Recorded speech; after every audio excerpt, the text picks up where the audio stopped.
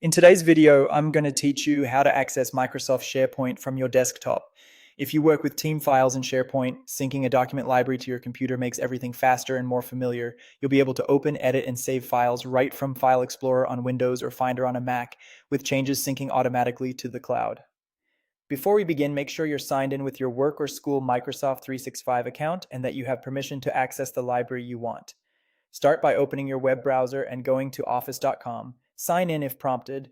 This is the central hub for Microsoft 365, and from here you can reach all your apps in one place. On the app launcher, look for the SharePoint icon and select it. That takes you to your organization's SharePoint home, where you'll see sites you follow or frequent. Navigate to the site and the specific document library you want to access from your desktop.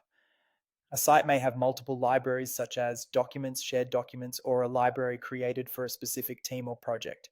Open the one that contains the folders and files you need. It's a good idea to confirm you're in the right spot now because whatever you sync will mirror to your computer. At the top of the library page, select the Sync button. This tells SharePoint to connect that library to your OneDrive desktop app, which handles the background syncing. If you don't see Sync, try widening your browser window or looking under the More menu.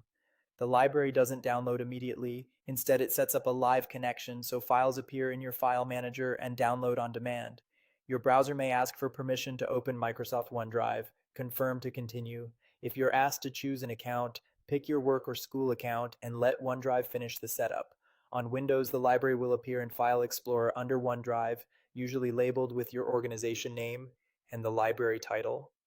On a Mac, you'll find it in Finder in the OneDrive section.